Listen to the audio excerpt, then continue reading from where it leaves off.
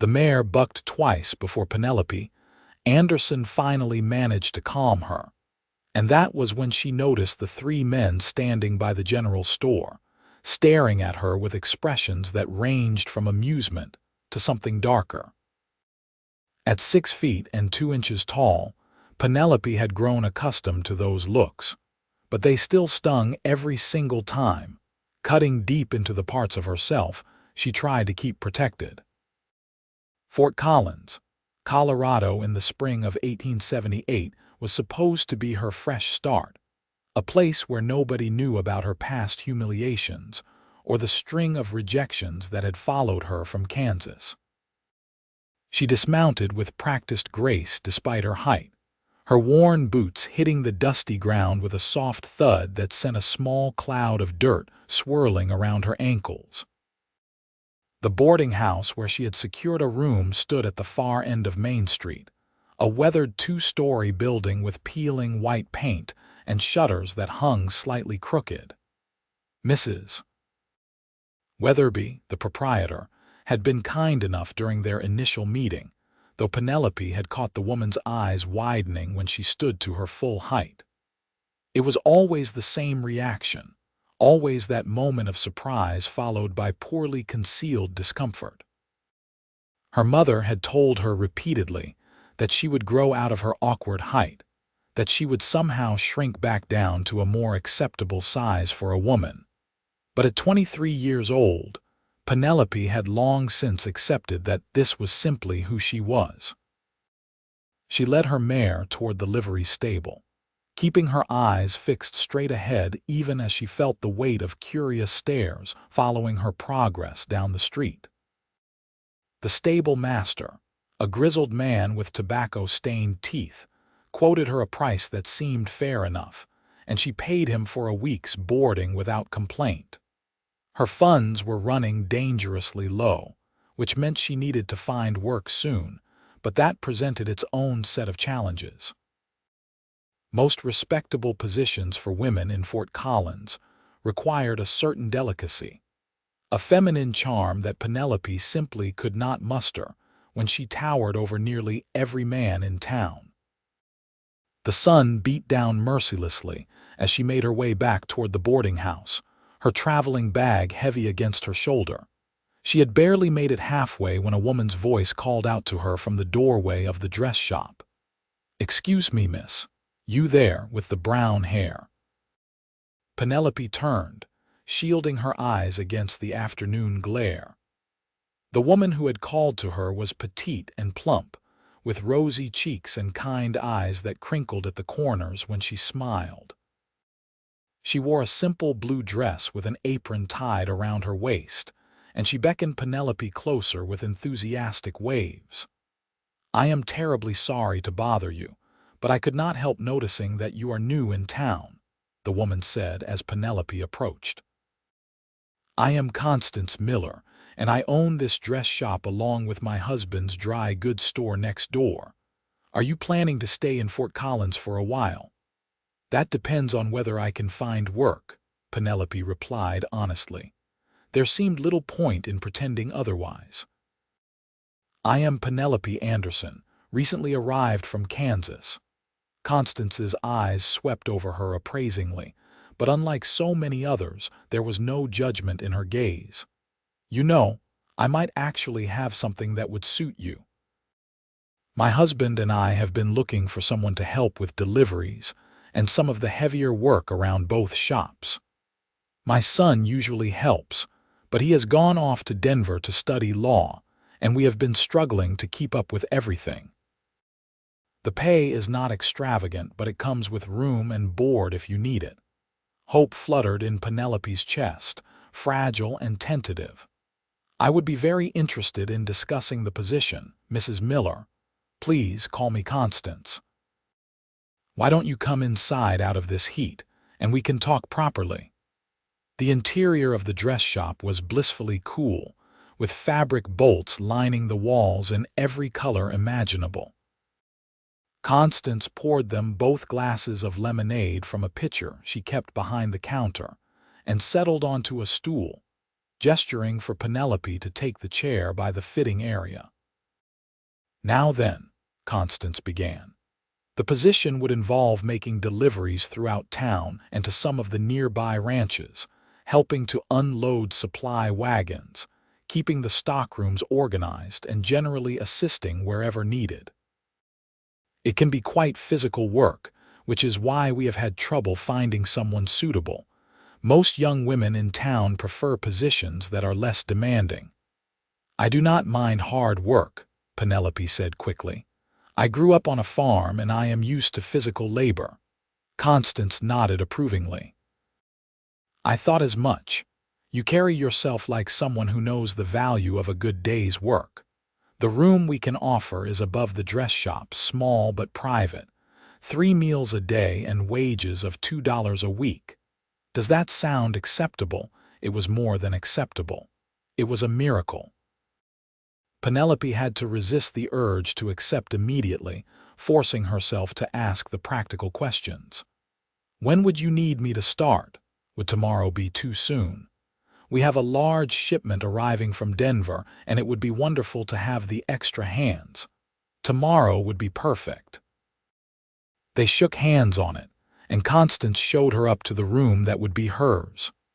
It was indeed small, with just enough space for a narrow bed, a dresser, and a washstand, but it had a window that looked out over the street and the mountains beyond. More importantly, it was hers, a space where she would not have to worry about the judgmental stares of other boarders or awkward conversations about why a woman her age was not yet married. That evening, as she ate dinner in the boarding house's dining room one last time, Penelope allowed herself to feel cautiously optimistic about her prospects in Fort Collins. The other boarders largely ignored her, which was preferable to the alternative, and she retired to her temporary room early to prepare for the next day's work. Morning came with the crowing of roosters and the rattle of wagon wheels on the street below. Penelope dressed in her most practical clothes, a simple brown skirt and white blouse that her mother had made for her before she left Kansas. The clothes had been altered multiple times to accommodate her height, adding extra fabric wherever possible, but they still fell slightly short at the wrists and ankles. She braided her hair tightly and pinned it up, then made her way to the dress shop just as the sun was painting the eastern sky in shades of pink and gold. Constance greeted her warmly and introduced her to her husband, Harold, a jovial man with an impressive mustache who ran the dry goods store. He showed her around both establishments, explaining the organization system and pointing out which items needed to be handled with particular care. The supply wagon was due to arrive within the hour, he explained, and once they had everything unloaded and sorted, she could begin making the scheduled deliveries. The wagon arrived exactly on time, driven by a weathered man who barely spoke 2 words as he and Penelope began unloading crates and barrels. The work was indeed physical, requiring strength and endurance, but Penelope found it satisfying in a way that more genteel occupations had never been. She could feel her muscles working, could see the tangible results of her efforts as the wagon slowly emptied and the stockrooms filled. By mid-morning, she had worked up a healthy sweat, and Constance brought her a glass of water along with a list of deliveries that needed to be made. Most were within town, but 3 were to ranches in the surrounding area. Constance provided a small cart and a gentle gelding to pull it, and Penelope set out on her rounds with a sense of purpose she had not felt in months. The town deliveries went smoothly enough, though she could not help but notice the whispers that followed her as she carried packages and parcels to various households and businesses. At the post office, the clerk's eyebrows rose nearly to his hairline when she walked in, and at the hotel, the manager seemed uncertain whether to be impressed or scandalized by her height. She ignored them all, focusing on her work and mentally mapping out the most efficient routes for future deliveries. The ranch deliveries took her out of town proper, following dusty roads that wound through rolling hills dotted with cattle and horses. The first two ranches were relatively close, and the people there seemed more interested in getting their supplies than in commenting on her appearance. The third ranch, however, was farther out, requiring nearly an hour of travel along increasingly rough terrain. She was consulting the directions Constance had written down, trying to determine if she had taken a wrong turn, when she heard the thunder of hoofbeats approaching from behind. Penelope pulled the cart to the side of the road and turned to see a rider coming up fast, his horse kicking up clouds of dust in its wake. As he drew closer, she could make out more details.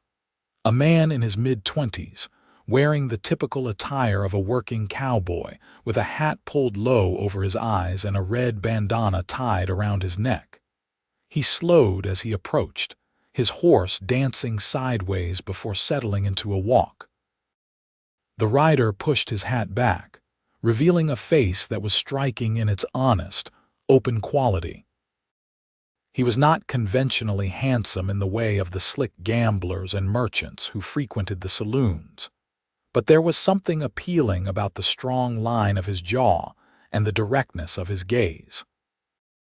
Most notably, even mounted on his horse, he did not tower over her the way most men did when they were standing. "You look a bit lost," he said, his voice carrying a hint of amusement but no mockery. "These roads can be confusing if you do not know them well. Where are you headed?" "The Garrison Ranch," Penelope replied, holding up the paper with Constance's directions. "I am supposed to deliver these supplies, but I think I may have missed a turnoff." The rider guided his horse closer, leaning down to look at the directions. "You did miss it, but only by about a quarter mile. I am actually heading to the Garrison place myself. I work there. Name is Nathan Archer. Penelope Anderson. I just started working for the millers in town." Nathan's horse shifted, and he reached down to pat its neck absently. "Well, Miss Anderson, if you want to follow me, I will make sure you get there without any more wrong turns. The Garrison Ranch can be tricky to find the first few times." "I would appreciate that, Mr. Archer. Just Nathan is fine." He turned his horse and began riding at a leisurely pace, adjusting his speed so that she could easily keep up with the cart. "So you are new to Fort Collins. I arrived yesterday from Kansas." "Kansas." He said it thoughtfully, as if considering what that might mean. "That is quite a journey. What brought you all the way to Colorado?" It was the question she had been dreading, the one that inevitably led to uncomfortable explanations about why a woman of her age was traveling alone and seeking work in a strange town. But something about Nathan's tone suggested genuine curiosity rather than judgment, so she decided to answer with a version of the truth. "I needed a fresh start," she said simply. "Sometimes a person needs to leave behind the place where everyone already has their mind made up about them." Nathan nodded slowly, as if this made perfect sense to him. "I can understand that. I came out here from Missouri about 5 years ago for similar reasons. Sometimes the only way to figure out who you really are is to go somewhere nobody knows who you are supposed to be." They rode in companionable silence for a while, and Penelope found herself relaxing in a way she had not expected. Nathan did not press her with more personal questions, nor did he stare at her with that uncomfortable mixture of fascination and disapproval she had grown so used to. He simply rode beside her, occasionally pointing out landmarks or sharing bits of information about the area. "That ridge there is where the elk like to gather in the early morning," he said, gesturing toward a rocky outcropping. "And if you follow that creek downstream for about 2 miles, you will find the best fishing spot in the whole county. Not many people know about it." "Do you fish often?" Penelope asked. "When I have the time." "Ranch work keeps me pretty busy most days, but every now and then I manage to sneak away for a few hours. There is something peaceful about it. Just you and the water and the fish that may or may not decide to cooperate. The road curved around a stand of cottonwood trees, and suddenly the Garrison Ranch spread out before them. It was larger than Penelope had expected, with a substantial main house, several outbuildings, and extensive corrals that held dozens of horses. Nathan led her directly to the main house, where an older woman with steel-gray hair came out onto the porch. "Nathan, right on time as always. And who is this you have brought with you?" "Mrs. Garrison, this is Miss Penelope Anderson. She is making a delivery from the miller's shop in town." Penelope climbed down from the cart and began unloading the packages marked for the Garrison Ranch. Mrs. Garrison came down the porch steps to inspect the items, checking them against a list she produced from her apron pocket. "Everything seems to be in order," Mrs. Garrison said with satisfaction.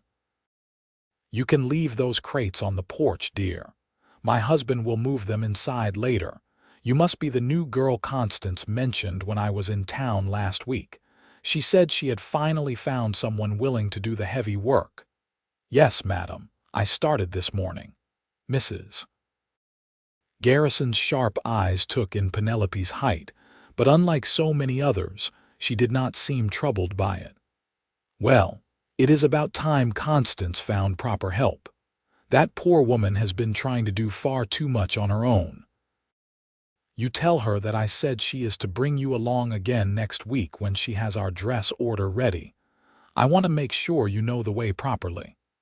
"I will tell her, Mrs. Garrison. Thank you." Nathan had dismounted and was tending to his horse, but he glanced over at Penelope with what might have been approval in his eyes.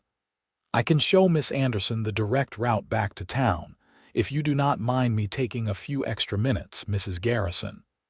Of course.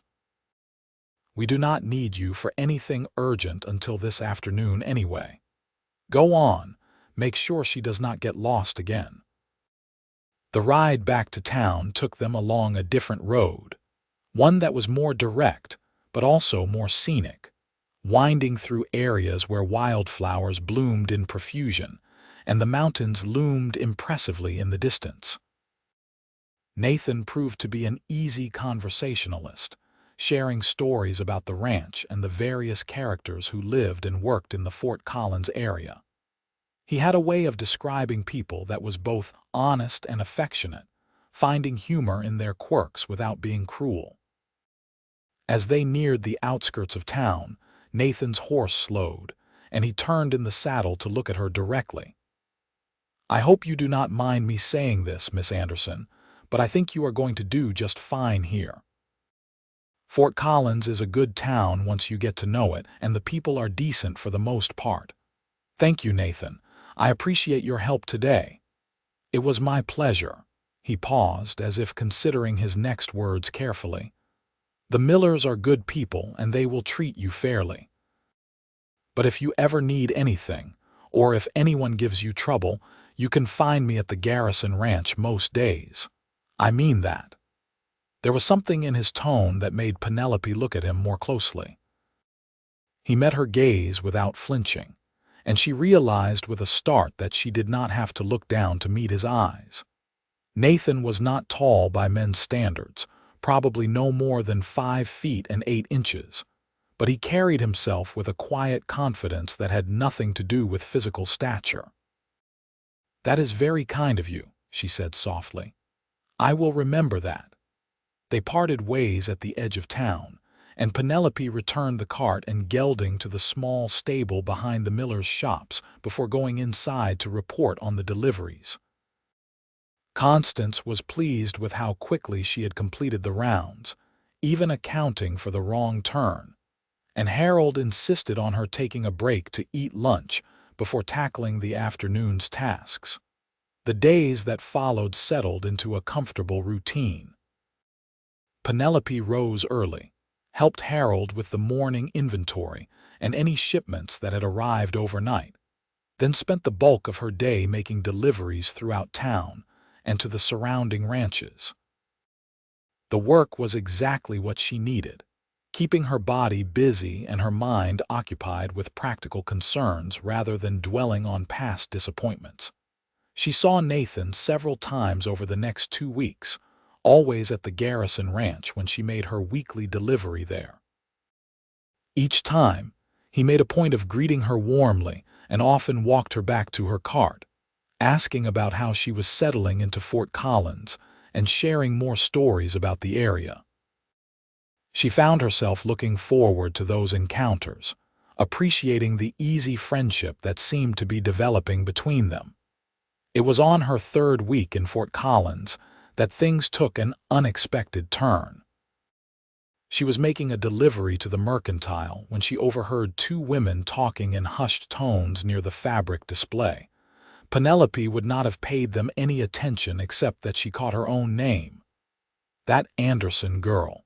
Can you imagine? Built like a man, practically. I heard she could not find a husband in Kansas, so she came here hoping the men would be less particular. Well, she will be disappointed. No proper man wants a wife who towers over him. It is unnatural. My Henry said she looks like she could wrestle a steer to the ground. Penelope felt her face burning as she quickly finished unloading the mercantile's order and hurried back to her cart.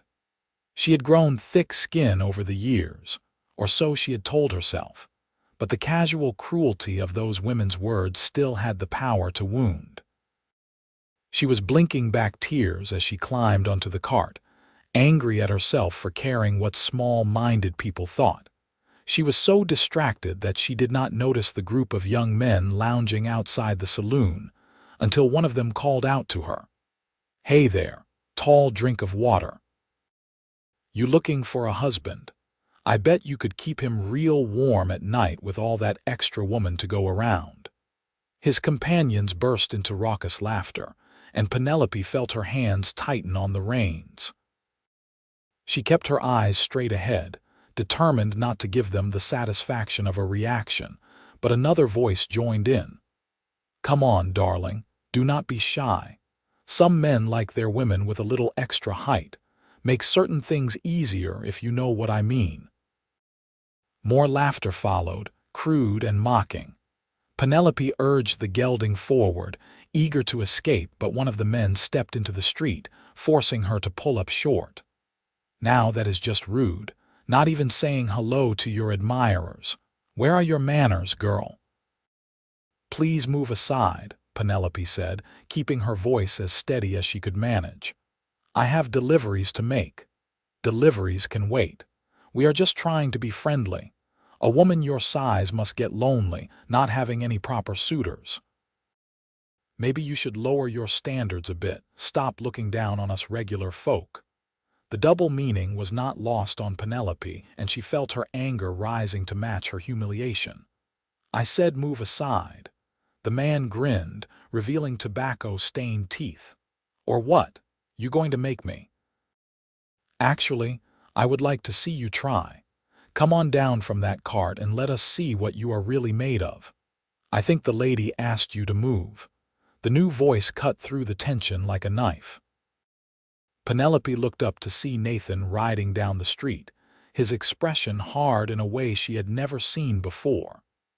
He brought his horse alongside her cart, positioning himself between Penelope and the men who had been harassing her. "This does not concern you, Archer," the man in the street said, but he had already taken a step back. "When I see someone harassing a woman who is just trying to do her job, it concerns me plenty. Now I suggest you fellows find something better to do with your afternoon than bothering folks who are actually working for a living. We were just having a bit of fun." "Did not look like fun to me." Nathan's hand rested casually on his hip, near where a revolver hung in its holster. Penelope doubted he would actually draw on anyone over words, but the gesture was clear enough. "Looked like a bunch of grown men acting like fools. Move along." The men grumbled but dispersed, shooting dark looks at Nathan as they went. Once they were gone, Nathan turned his attention to Penelope, and his expression softened immediately. "Are you all right, Miss Anderson?" she nodded, not trusting her voice just yet. The combination of the women's gossip and the men's harassment had shaken her more than she wanted to admit, and Nathan's timely intervention had left her feeling a confusing mixture of gratitude and embarrassment.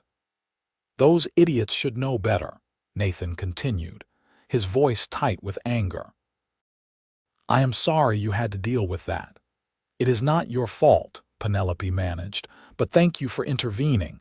I am sure they would have moved eventually." "Maybe, but you should not have had to wait for eventually." He studied her face, and she saw concern in his eyes.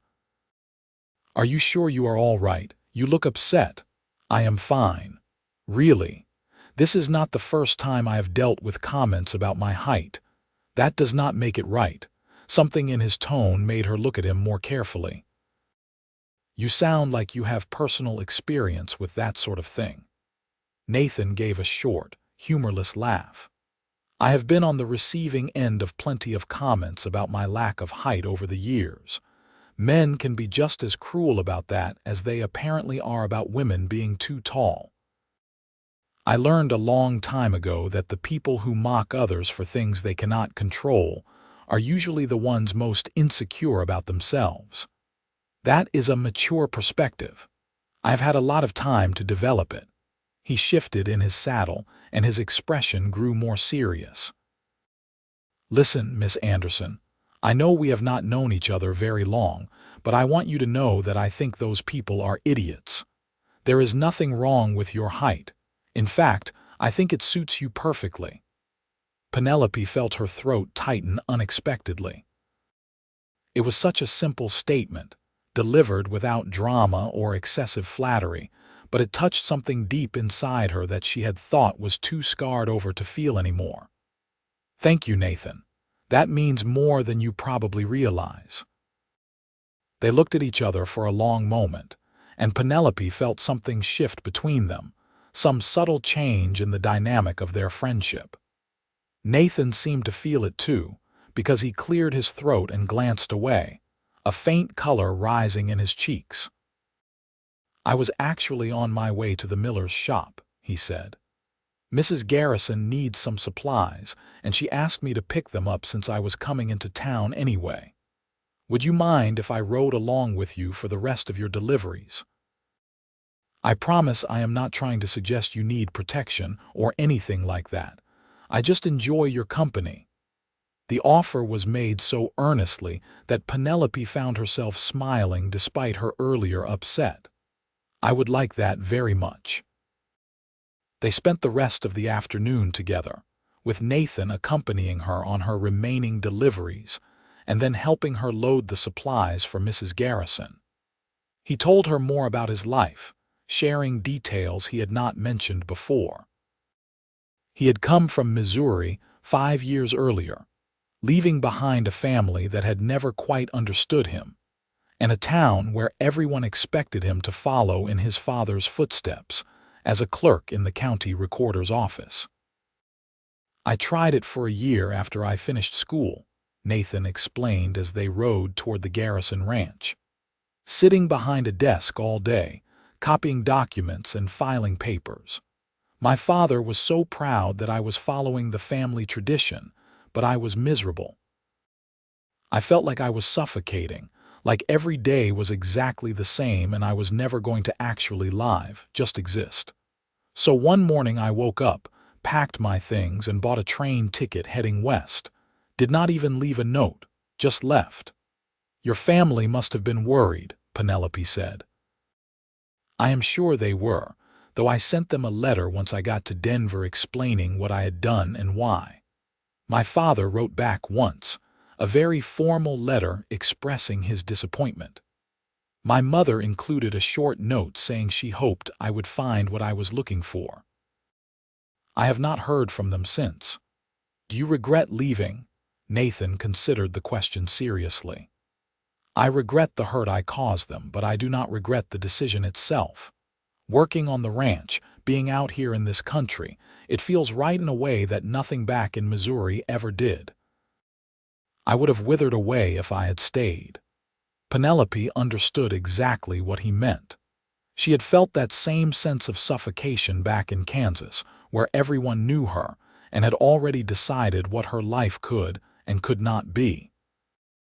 "I think sometimes we have to choose ourselves, even when it disappoints other people." "Exactly." Nathan looked at her with obvious approval. "You understand that, I can tell." They talked more easily after that, sharing stories about their respective childhoods and the events that had shaped them. Penelope told him about growing up on a farm with two much shorter sisters, about being the one who could reach the high shelves and carry the heavy loads, about gradually realizing that the things that made her useful also made her unmarriageable in the eyes of her community. There was a man back in Kansas, she found herself admitting. Samuel Warren. He worked at the feed store and we had known each other since we were children. He started courting me about 2 years ago, and I thought maybe he was different from the others. He never seemed bothered by my height, never made comments about it. We courted for almost a year, and I really believed he was going to propose. "What happened?" Nathan asked gently. "His mother happened.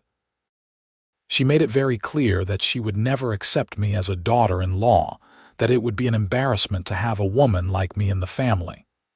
Samuel told me he loved me, but he could not go against his mother's wishes. He ended things very kindly, very apologetically, but he still ended them." Penelope was surprised to find that telling the story hurt less than she had expected.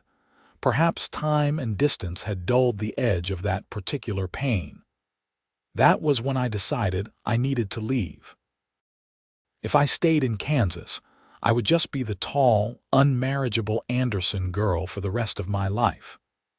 "Samuel Warren was a fool and a coward," Nathan said flatly. "Any man who would let his mother dictate his choice of wife does not deserve a woman with your strength and independence." "Thank you for saying that. I am not just saying it to make you feel better, I mean it." Nathan pulled his horse to a stop and turned to face her fully. "Penelope, can I be completely honest with you about something?" Her heart began beating faster at the serious tone in his voice. "Of course."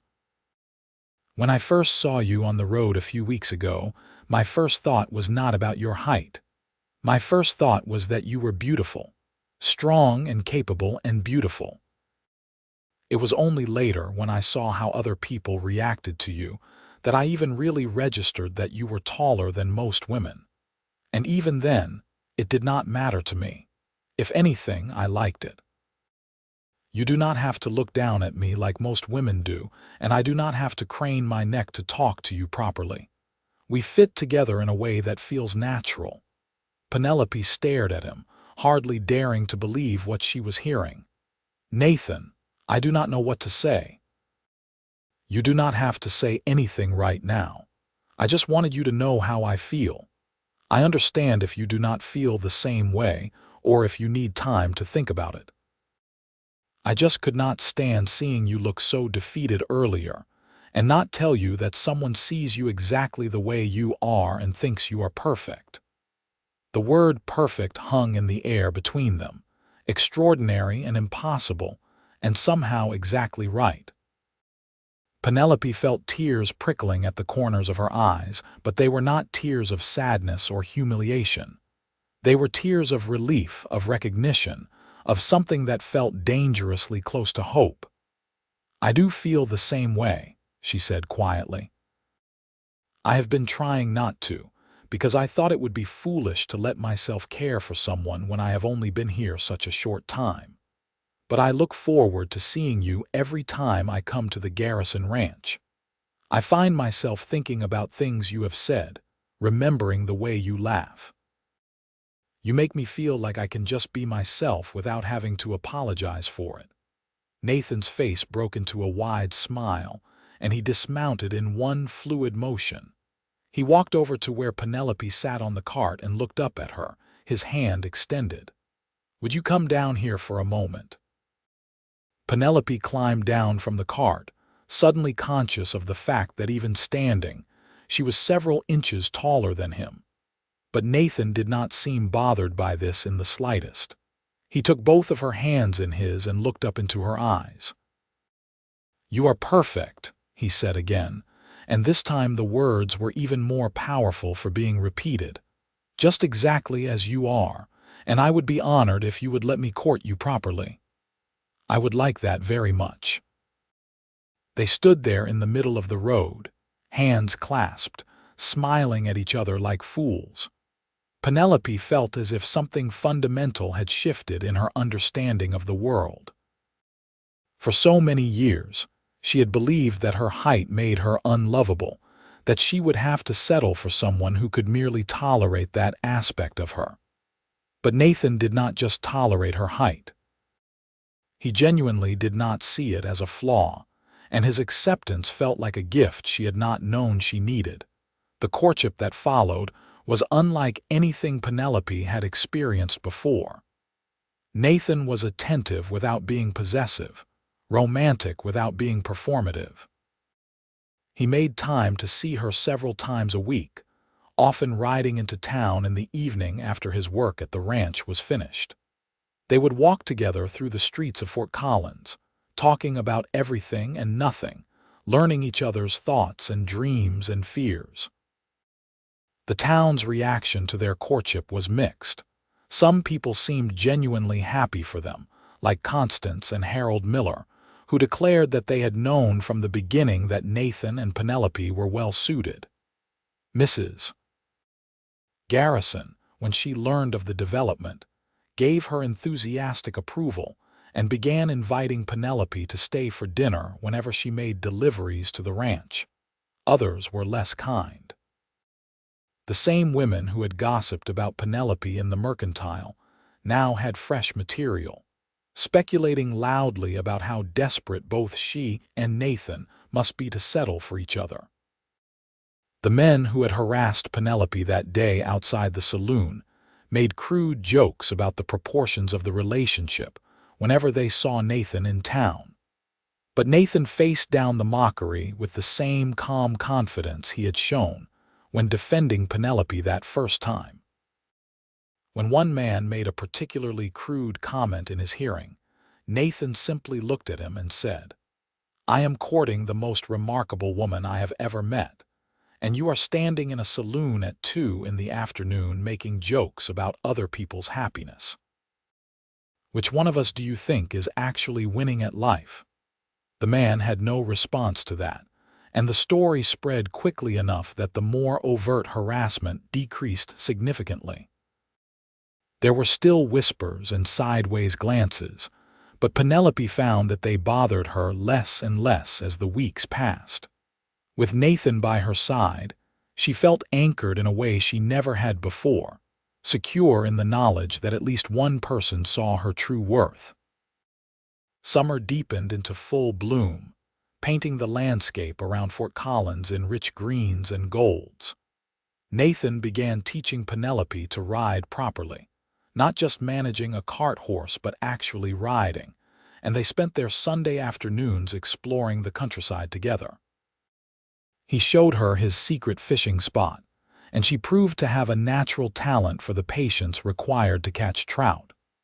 They rode up into the foothills, where the air was cooler and the views stretched for miles in every direction.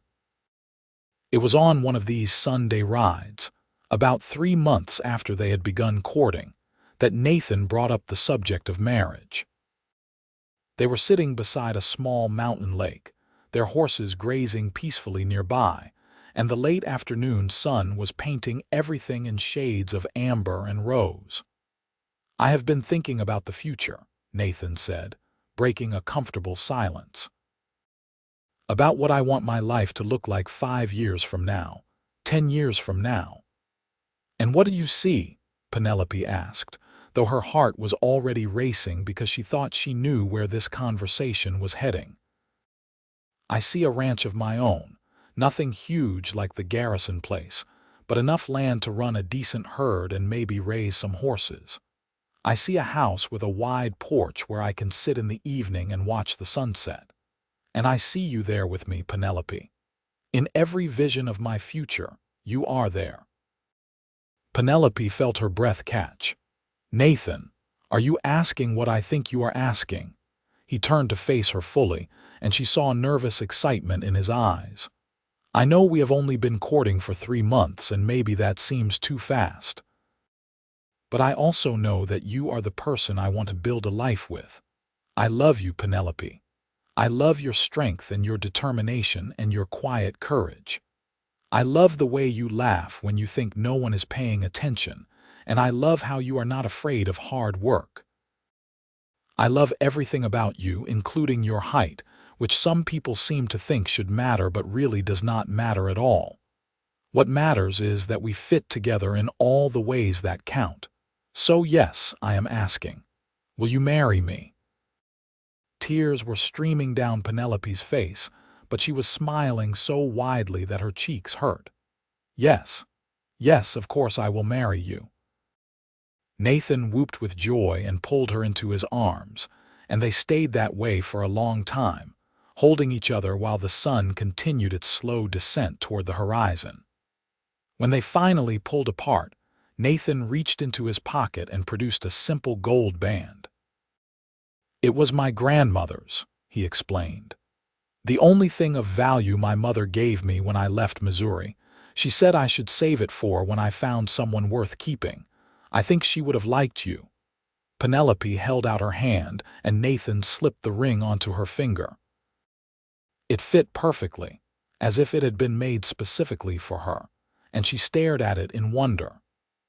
After so many years of believing that marriage was something that would never happen for her, here she was, engaged to a man who loved her exactly as she was. They married 6 weeks later, in a simple ceremony at the small church in Fort Collins. Constance and Harold Miller stood up with them, along with Mrs. Garrison and her husband. The church was not full, but the people who came were the ones who truly mattered, the ones who had supported them throughout their courtship.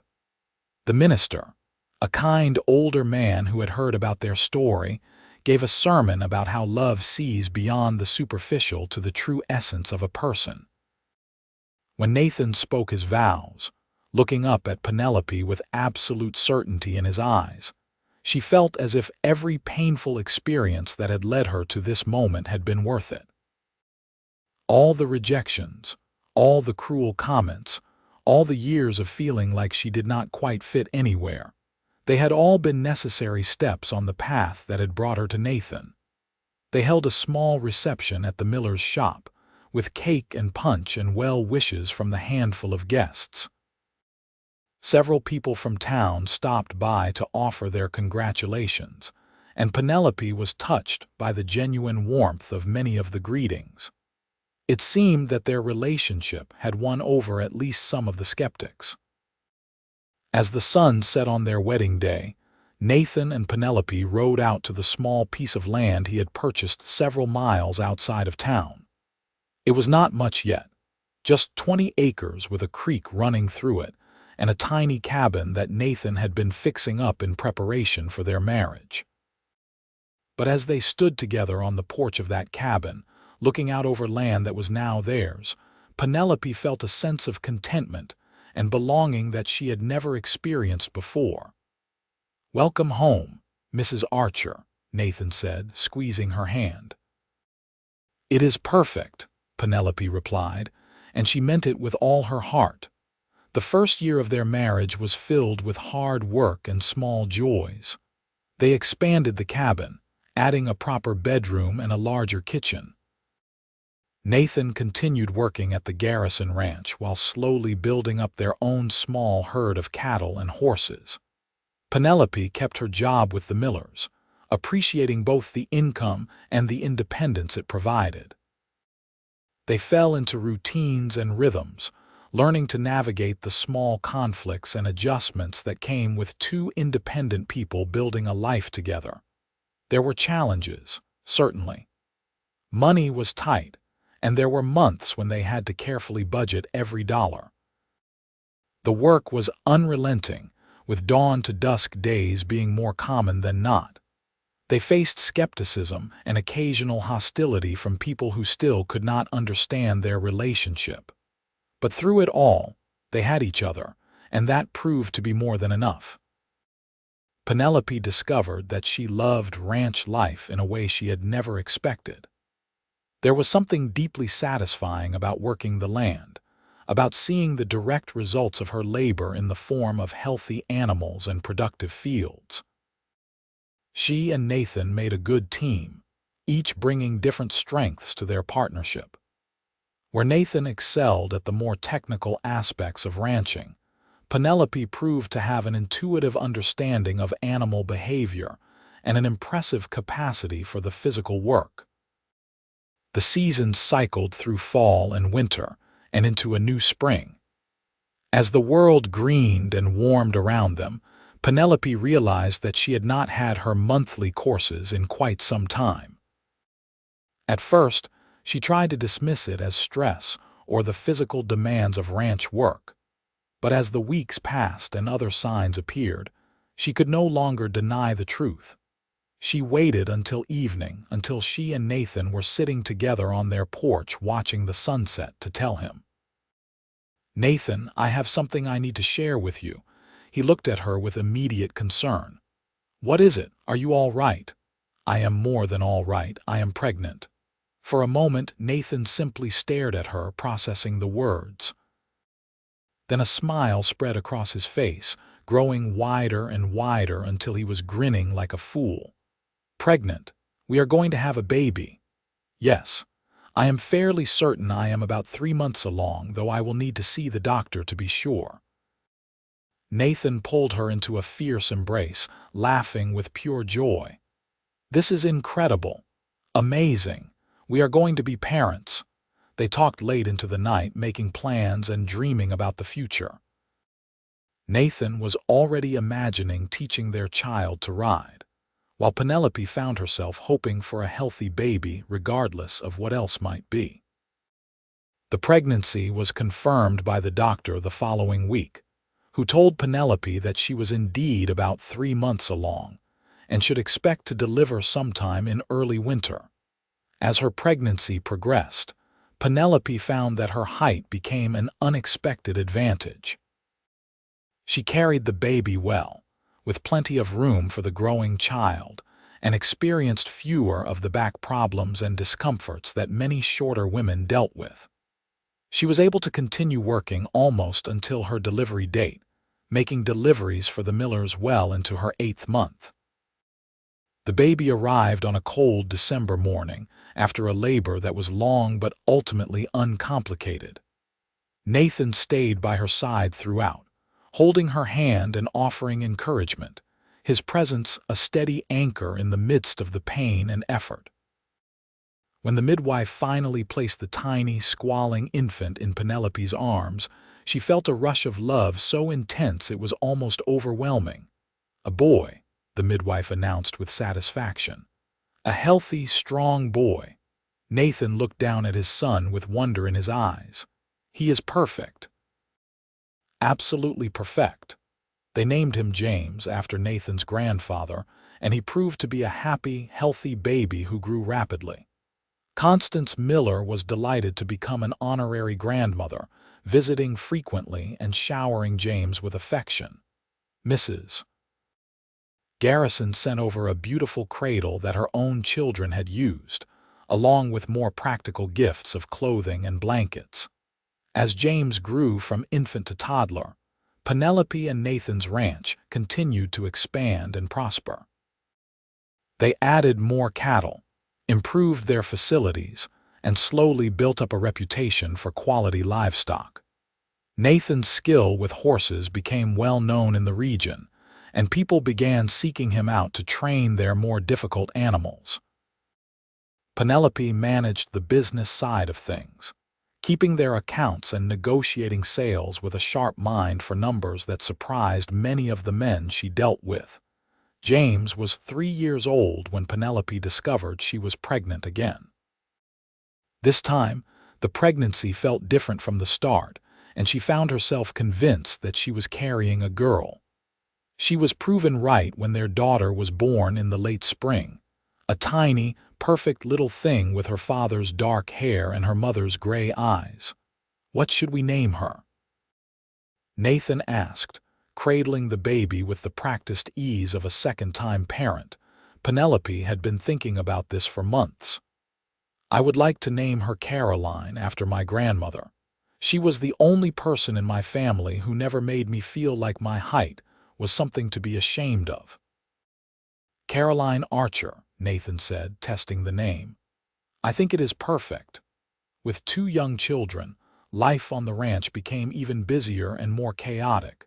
But it was a good kind of chaos, filled with laughter and discovery, and the constant small emergencies that came with raising little ones.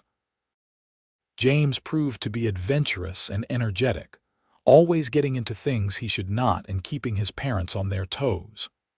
Caroline was quieter, more observant, content to watch the world around her with solemn eyes, before suddenly breaking into a smile that lit up her entire face.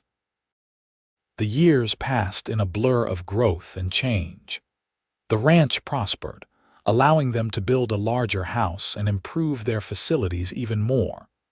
They hired help during the busiest seasons, providing work for several young men from town who were eager to learn the ranching trade. Penelope gradually reduced her work for the Millers as the demands of the ranch and her children grew, though she maintained her friendship with Constance and often helped out during particularly busy times. James and Caroline grew like weeds, tall and strong. James inherited his mother's height, shooting up to 6 feet by the time he was 15. Caroline, too, grew taller than average, though she did not quite match her mother's impressive stature.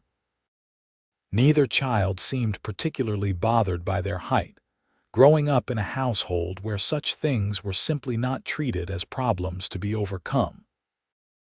Penelope sometimes thought about her life before Fort Collins, about the woman she had been when she first arrived in town feeling desperate and defeated. That woman seemed like a stranger now, someone from a distant past. She had built a life beyond anything she had imagined possible, not by changing who she was, but by finding someone who loved her for exactly who she was. Nathan, too, had changed over the years. The young man who had ridden up to her on that dusty road had matured into a confident, successful rancher who was respected throughout the region. But he had never lost the essential kindness and acceptance that had drawn Penelope to him in the first place. Even after years of marriage, he still looked at her sometimes with that same expression of wonder he had worn when he first told her she was perfect. They celebrated their 15th wedding anniversary with a small party at their ranch, inviting the friends and neighbors who had become their extended family over the years. Constance and Harold Miller were there, both showing their age but still spry and involved in their businesses. Mrs. Garrison, now quite elderly, came with her son and daughter-in-law. There were other ranchers from the area, people from town, and the young men who worked for them. As Penelope looked around at the gathering, seeing her children playing with other youngsters and her husband talking animatedly with a group of neighbors, she felt a profound sense of gratitude for the path her life had taken. Every rejection she had endured, every cruel comment and dismissive glance had been necessary to bring her to this place, to this life, to this love. James came running up to her, breathless and excited. "Mother, Father says we can go riding up to the lake tomorrow if the weather holds. Can we?" "Please," Penelope smiled and ruffled her son's hair. "We will see. That is a long ride for Caroline." "I can do it," Caroline insisted, appearing at her brother's side with the determined expression she had inherited from both parents. "I am not a baby anymore." "No, you certainly are not," Penelope agreed. "All right, if your father thinks it is a good idea, we can make a day of it." The children whooped with joy and ran off to spread the news, and Nathan appeared at Penelope's side, slipping an arm around her waist.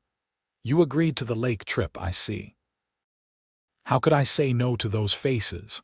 Besides, it will be nice. We have not been up there as a family in quite a while. We have been busy, Nathan acknowledged, but we should make more time for things like that. The children are growing up so fast. They stood together, watching their guests enjoy the celebration, and Penelope leaned her head against Nathan's shoulder. Despite her height, she fit perfectly against him, their bodies knowing after years of practice exactly how to align for maximum comfort. Do you ever think about how different your life might have been if you had not come to Fort Collins? Nathan asked quietly. Sometimes, Penelope admitted, but not with regret. Everything that happened before, all the difficult parts, they led me here. To you, to our children, to this life. I would not change any of it. Even the painful parts, even those. They taught me to value what I have now, to not take any of this for granted. She turned to look up at him, this man who had seen past the thing that everyone else fixated on, who had looked up at her on that dusty road and seen not a woman who was too tall but simply a woman who was perfect. You gave me something I did not even know I needed, Nathan. You gave me permission to be exactly who I am. You gave me the same thing, Nathan replied. We saved each other, I think. They kissed then, sweetly and without self-consciousness, despite being surrounded by guests. Someone whistled, and someone else made a joke about married folks acting like young lovers, but Penelope and Nathan barely noticed. They were too busy being grateful for each other, for the life they had built, for the love that had grown between them despite, or perhaps because of the ways they did not quite fit the molds their respective worlds had tried to force them into. The party continued into the evening, with food and music and laughter filling the air. As the sun set and the stars began to appear, Penelope stood on the porch of their house, looking out over their land with Nathan beside her and their children playing in the yard.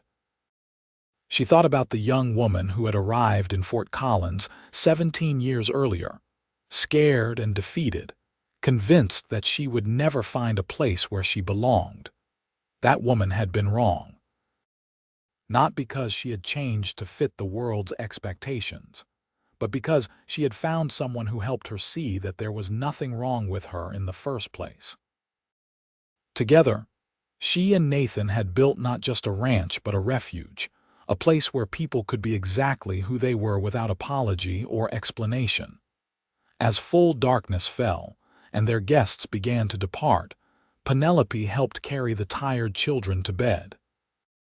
James was already half asleep, but Caroline roused enough to ask for a story. Penelope sat on the edge of her daughter's bed and stroked her hair, improvising a tale about a princess who was taller than everyone else in the kingdom. Did the other people make fun of her? Caroline asked, her eyes drowsy but interested. Some of them did, Penelope admitted. But then she met a prince who did not care about how tall she was.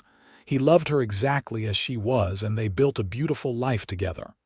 Like you and father, Caroline said sleepily. Yes, sweetheart. Exactly like your father and me. Caroline's eyes drifted closed, and Penelope sat there for a few more moments, watching her daughter sleep. She thought about all the ways she had tried to make herself smaller over the years, all the times she had hunched her shoulders or avoided standing fully upright, trying to minimize the thing about herself that everyone else found objectionable. She was glad that her daughter would not have to learn those habits, that Caroline was growing up in a home where height was just another characteristic, no more remarkable than hair color or the shape of one's nose. She found Nathan waiting for her in their bedroom, sitting on the edge of the bed and pulling off his boots. He looked up as she entered and smiled, and Penelope felt her heart swell with love for this man who had changed everything. That was a good day, Nathan said. A good party. It was perfect, Penelope agreed, settling beside him. Just like our life. Our imperfectly perfect life, Nathan corrected with a grin. Nothing is ever completely perfect, you know. Maybe not by everyone else's standards, Penelope acknowledged, but it is perfect for us. And that is all that matters. They got ready for bed, moving through the familiar rituals of their evening routine with the ease of long practice. As they settled under the covers, Nathan pulled Penelope close, and she rested her head on his chest, listening to the steady beat of his heart. "I love you," she murmured into the darkness. "I love you too," Nathan replied, his hand stroking her hair. "My perfect, tall, amazing wife," Penelope smiled, feeling utterly content. Tomorrow they would rise early and do it all again, working the ranch, raising their children, building their life together one day at a time. There would be challenges and setbacks, moments of doubt and difficulty. But they would face them together, secure in the knowledge that they had found in each other exactly what they needed. The years continued to pass, bringing more changes and new adventures. James grew into a fine young man who inherited his father's way with horses and his mother's head for business. He eventually married a kind, practical woman from a neighboring ranch, and they built a house on a corner of Penelope and Nathan's land, staying close to family while establishing their independence. Caroline proved to have an artistic temperament, spending hours sketching the landscape and the animals around her. Penelope encouraged this interest, making sure her daughter had access to proper materials, and eventually arranging for her to study with a painter in Denver. Caroline returned from that experience more confident and skilled, and she began selling her paintings to appreciative buyers throughout Colorado. Penelope and Nathan grew older gracefully, their hair graying and their faces acquiring the lines that came from years of laughter and sun. They never lost their delight in each other, still finding excuses to ride out to their favorite spots, still sitting together on the porch in the evenings to watch the sunset and talk about their day. On their 30th wedding anniversary, Nathan surprised Penelope with a trip back to the lake where he had proposed. They were older now, their joints stiffer and their stamina not what it once was, but the lake was as beautiful as ever, the water crystal clear, and the mountains rising majestically in the distance. They sat in the same spot where they had sat all those years ago, and Nathan took Penelope's hand, the same way he had done when he asked her to marry him.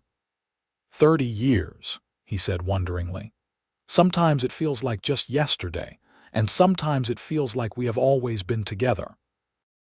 I know exactly what you mean, Penelope replied. I cannot quite remember what my life was like before you, but I also remember every moment we have shared with perfect clarity. Do you have any regrets? Nathan asked. Anything you wish had been different? Penelope considered the question seriously. No, not a single one. This life with you, our children, the ranch, all of it has been more than I ever dreamed possible. You made me believe that I deserved to be loved, Nathan. You made me believe that I was enough. You were always enough, Nathan said firmly. You were always more than enough. I was just lucky enough to recognize it.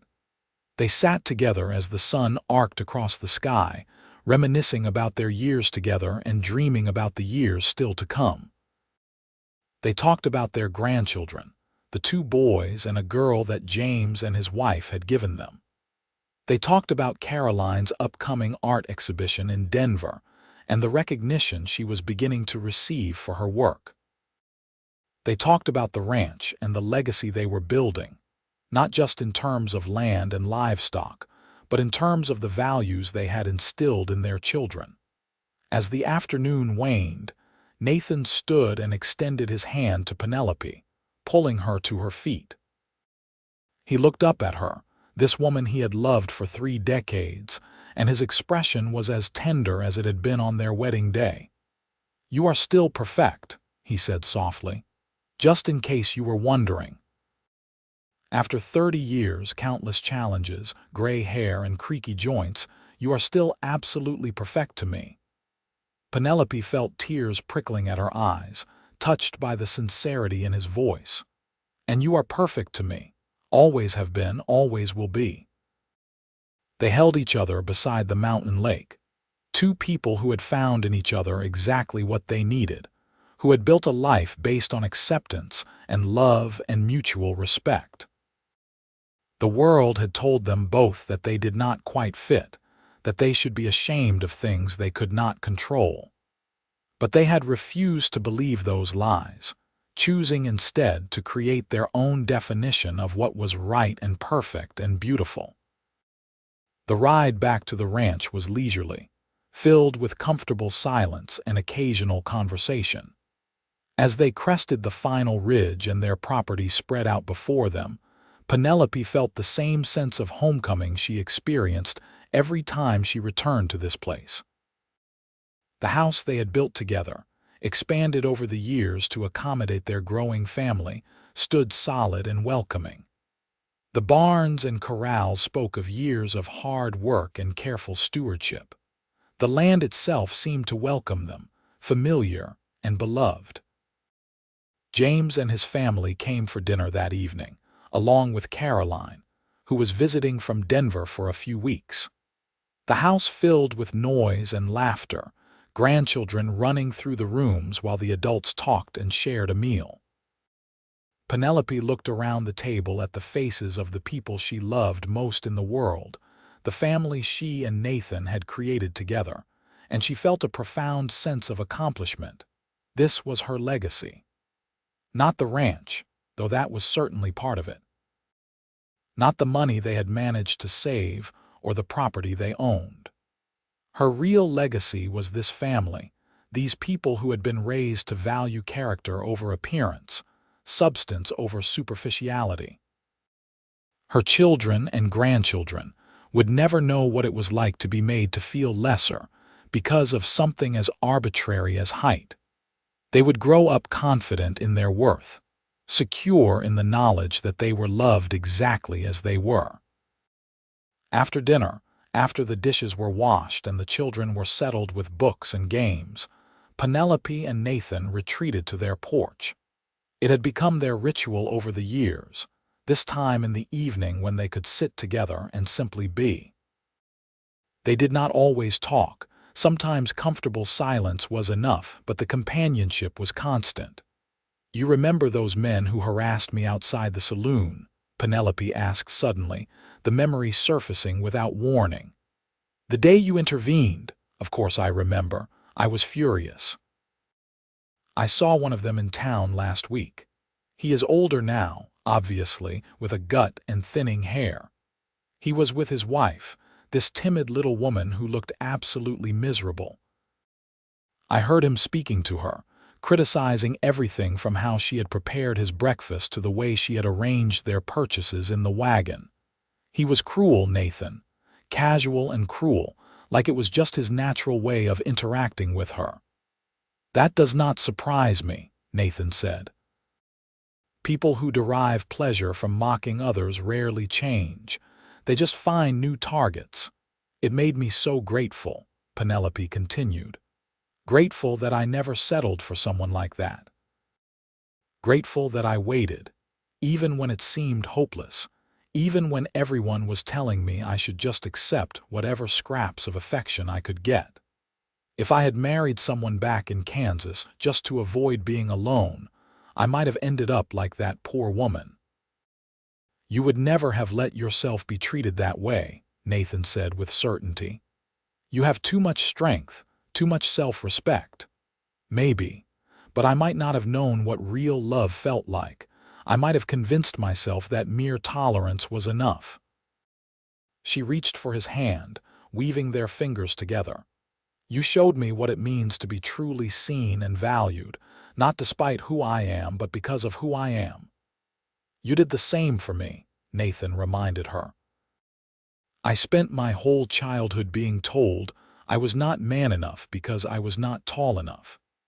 I let that poison my thinking for years, convinced that I had to somehow compensate for my lack of height by being tougher or louder or more aggressive. You helped me understand that I did not need to prove anything to anyone, that I was enough exactly as I was." They sat in comfortable silence for a while longer, watching the stars emerge one by one in the darkening sky.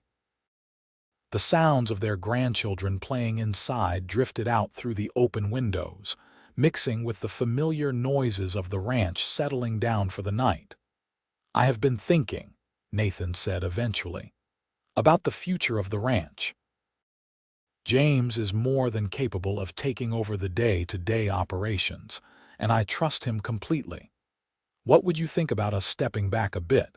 Not retiring completely, but maybe taking more time for ourselves. There are places I would like to see with you, things I would like to do while we still have the health and energy." Penelope considered this. They were both in their early 50s now, still capable and strong, but she could feel the weight of the years in her bones. The idea of having more time for simple pleasures, for travel and exploration, held definite appeal. "What kind of places?" she asked. "I have always wanted to see San Francisco," Nathan admitted, "and maybe travel up the coast, see the redwood forests. We could visit Caroline in Denver more often, really spend time in the city and see her work displayed in galleries. Maybe even travel back east, show you where I grew up in Missouri, visit your family in Kansas if you wanted." "I do not know about Kansas," Penelope said slowly. "But the rest of it sounds wonderful. We have spent 30 years building this ranch, Nathan. Maybe it is time to enjoy the fruits of our labor." They began planning in earnest over the following weeks, having serious discussions with James about his readiness to take on more responsibility and his ideas for the future of the ranch. To their delight, he proved to have been thinking along the same lines, eager to implement some new ideas while maintaining the solid foundation his parents had built. Caroline, too, was supportive of their plans. She suggested specific galleries in Denver they should visit and offered to arrange introductions to some of her artist friends. She was thriving in the city, having found a community of creative people who appreciated her talent and her unique perspective. By autumn, the transition was well underway. James and his wife moved into the main house, while Penelope and Nathan moved into the smaller house that James had been occupying. It was an adjustment, letting go of the place they had built from nothing, but it also felt right, like the natural progression of things. They were not abandoning the ranch, merely passing the torch to the next generation while they were still around to offer guidance and support. Their first trip was to Denver, where they spent 2 glorious weeks being tourists in the growing city. Caroline showed them around with obvious pride, introducing them to her friends and taking them to her favorite places. They attended the opening of her art exhibition, watching with parental pride as sophisticated city people praised her work and purchased several pieces. The trip to San Francisco happened the following spring. They took the train, a journey that would have been unthinkable when they first met, but was now relatively comfortable and straightforward. The city amazed them with its energy and diversity, so different from the ranching life they knew. They walked along the waterfront, ate exotic foods, and marveled at the technological advances on display. But it was the trip to the redwood forests that truly took Penelope's breath away. Standing among those ancient, towering trees, she felt a kinship that was hard to explain. These trees were impossibly tall, reaching heights that seemed to defy nature, and yet they stood strong and majestic, their size a source of awe rather than mockery. "They are magnificent," she whispered, tilting her head back to see the canopy far above. Nathan stood beside her, also craning his neck to take in the full scope of the giants surrounding them. "They make me feel very small," he said with a laugh, "but in a good way, like being reminded that we are part of something much larger than ourselves." They spent hours walking among the redwoods, talking quietly or simply absorbing the cathedral-like atmosphere of the forest. Penelope felt something settle inside her, a sense of peace that she had not quite realized she needed. These trees had stood for hundreds of years, weathering storms and fires, growing ever taller without apology. They were a living reminder that being different was not a weakness, but could be a source of strength and beauty. As they prepared to leave the forest, Penelope paused and placed her hand on the rough bark of one particularly massive redwood. "Thank you," she whispered, not caring if Nathan thought she was being silly. "For what?" he asked gently. "For the reminder that tall things can be beautiful.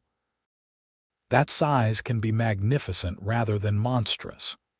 She turned to face him, her eyes bright with unshed tears. "I thought I had made peace with my height years ago, that your love had healed all those old wounds. But standing here, seeing these incredible trees, I realized there were still parts of me that carried that old shame. Not anymore, though.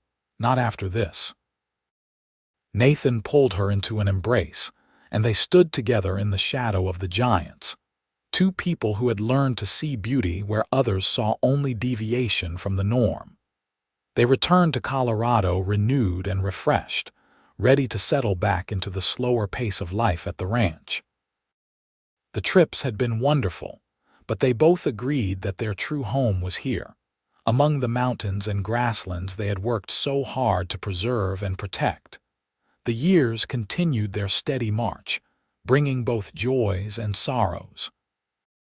Harold Miller passed away peacefully in his sleep, and Constance followed him just 6 months later, the two of them having been so intertwined that one could not long survive without the other. Mrs. Garrison finally succumbed to her advanced age, leaving behind generations of people she had helped and supported throughout her long life. But there were happy occasions as well. James and his wife had 2 more children, expanding the family and filling the ranch with young voices. Caroline met a man at one of her exhibitions, an architect from Boston who had come to Denver on business. They courted for a year, before marrying in a ceremony that combined Caroline's artistic sensibility with Penelope and Nathan's practical approach to celebration. The architect proved to be a good match for Caroline, supporting her work while pursuing his own career, and they eventually settled in Denver permanently. Penelope and Nathan settled into the rhythm of their later years with grace. They still worked on the ranch when needed, but mostly they advised and supported, letting the younger generation handle the heavy lifting. They traveled occasionally, taking shorter trips to places they wanted to see. They spent time with their grandchildren, passing on stories and skills and values. On their 40th anniversary, their entire family gathered at the ranch for a massive celebration. Children and grandchildren filled every room, their laughter and energy making the house feel alive in a way that warmed Penelope's heart. She and Nathan stood together, surveying the chaos with the indulgent smiles of people who had earned the right to simply enjoy rather than manage. 40 years, Nathan mused. How did that happen? One day at a time, Penelope replied. One moment of choosing each other over and over again. Their oldest grandson, a lanky teenager who had inherited his grandmother's height, approached them hesitantly. "Grandmother, grandfather, can I ask you something?" "Of course," Penelope said, smiling at the boy. "Some kids at school were making comments about how tall I am, saying I look funny, that I am a freak." He said it matter-of-factly, but Penelope could see the hurt in his eyes. "How did you deal with that, grandmother? I know you had people say things about your height too." Penelope exchanged a glance with Nathan before turning her full attention to her grandson. "You are right. I did have people say cruel things, a lot of cruel things for many years. It hurt, and sometimes I felt like something was wrong with me. But then I met your grandfather, who helped me understand something important. "What was that?" the boy asked. "That the problem was never with me. It was with people who could not see past their own narrow ideas of what people should look like. Your height is part of who you are, just like your smile or your intelligence or your kindness. It is not a flaw that needs to be fixed or hidden. It is simply part of what makes you unique." Nathan spoke up as well. "And you know what else? Those kids who are making fun of you are revealing their own insecurities. Confident, secure people do not need to tear others down. They are too busy building themselves up. So when you hear those comments, remember that they say a lot more about the person making them than they say about you." The boy nodded slowly, absorbing their words. "Did you ever want to be different, to be more normal?" "Sometimes," Penelope admitted, "but I am glad I am not. Because being the way I am led me to your grandfather, who was also struggling with feeling different. We found each other because we did not fit the molds other people tried to force us into. And look what we built together." She gestured to the house full of family. "All of this exists because we refused to believe that different meant less." The boy smiled, a real smile that reached his eyes. "Thank you, grandmother, grandfather. That helps." As he walked away to rejoin his cousins, Nathan slipped his arm around Penelope's waist.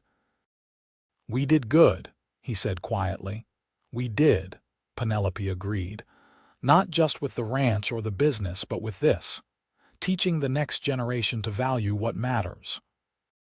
The celebration continued late into the evening, with food and music, and the kind of joy that comes from being surrounded by people you love.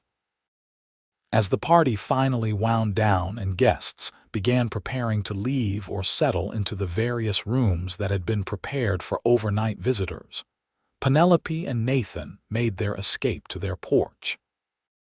It had become their sanctuary, this simple space with 2 rocking chairs and a view of the land they had spent their lives nurturing. They settled into their chairs, rocking gently in unison, listening to the night sounds of the ranch. 40 years, Penelope said softly. 40 years since you looked up at me on that dusty road and saw someone worth knowing. Worth loving, Nathan corrected. I saw someone worth loving from the very first moment. Do you ever wonder what would have happened if we had never met? If I had gone to a different town, or if you had been working at a different ranch that day? Sometimes, Nathan admitted, but I like to think we would have found each other somehow, that we were meant to end up together one way or another. That is very romantic of you. I am a romantic. You should know that by now." They sat in comfortable silence, rocking gently, their hands clasped between the chairs. Penelope thought about the young woman she had been, so certain that her height would forever mark her as unlovable, and she wished she could reach back through time to tell that woman what the future held. She wished she could tell her that the pain was temporary, that love was possible, that happiness was waiting just around the corner in the form of a cowboy who would look up at her and see perfection. But maybe that young woman had needed to go through all of it, all the hurt and rejection, to truly appreciate what she eventually found. Maybe the pain had been necessary to make the joy that much sweeter. "Thank you," Penelope said suddenly. "For what?" "For everything. For seeing me when I felt invisible, for loving me when I felt unlovable, for building this life with me, for 40 years of choosing me every single day." Nathan brought her hand to his lips and kissed it gently. "The pleasure has been entirely mine, Mrs. Archer. You are still perfect, by the way." "Just in case you were wondering," Penelope laughed, the sound carrying out across the quiet ranch. "And you are still absurdly romantic, guilty as charged." They sat together as the night deepened, 2 people who had found in each other exactly what they needed, who had built a life based on acceptance and love. The stars wheeled overhead in their ancient dance, and somewhere in the distance, a coyote called to its mate. The ranch slept peacefully around them, secure in the knowledge that it was loved and tended by people who understood its value. Eventually, as midnight approached, they rose from their chairs and made their way inside. The house was quiet now, with guests settled in for the night and the day's excitement finally over.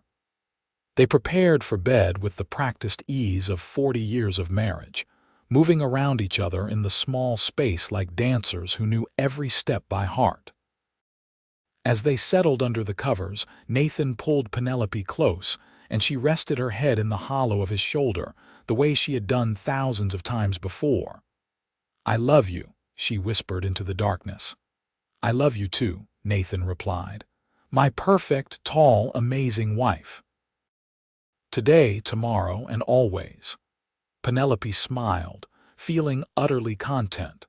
Tomorrow would bring new challenges and new joys, the endless cycle of life on the ranch continuing as it always had. But tonight, in this moment, everything was exactly as it should be. She had found her place in the world, not by changing to fit someone else's expectations, but by finding someone who saw her true worth. She had found love, not by settling or compromising, but by refusing to accept anything less than what she deserved. And as she drifted off to sleep, secure in Nathan's arms and surrounded by the family they had built together, Penelope Anderson Archer knew with absolute certainty that she would not change a single thing about the life she had lived. Every hardship, every rejection, every moment of doubt had been worth it to bring her to this perfect ending. The ranch would continue, passing from generation to generation, a testament to what two people could build when they refused to let the world define their worth. The children and grandchildren would carry forward the lessons they had learned, teaching their own children that true value comes from character and kindness, not from conforming to arbitrary standards of appearance. And somewhere, years in the future, when a tall young woman or a short young man felt the sting of rejection and the weight of being different, perhaps they would hear the story of Penelope and Nathan Archer. Perhaps they would learn that being different is not a curse, but a blessing, that somewhere in this wide world there is someone who will see them exactly as they are and say without hesitation that they are perfect. That was the real legacy, more valuable than land or money or status. The knowledge that love exists for everyone, that acceptance is possible, that no one has to change the fundamental nature of who they are to be worthy of devotion.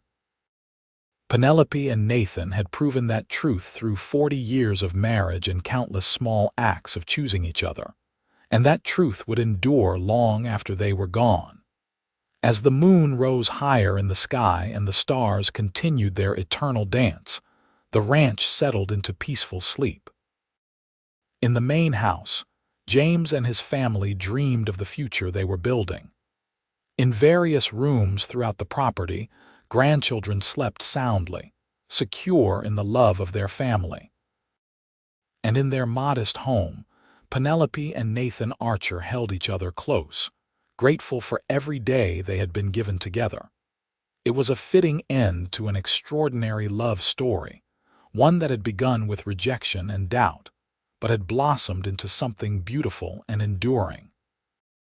And though they did not know it yet, their story would be told for generations, inspiring others to believe in the possibility of finding love that accepts and celebrates rather than merely tolerates. But that was a legacy for tomorrow. Tonight, there was only this. Two people who had found each other against all odds, who had built a life of meaning and purpose, who had loved each other without reservation or condition. Two people who had proven that being different was not a barrier to happiness, but perhaps the very thing that made happiness possible. The cowboy had looked up at the tall woman and said she was perfect, and in doing so, he had changed both their lives forever.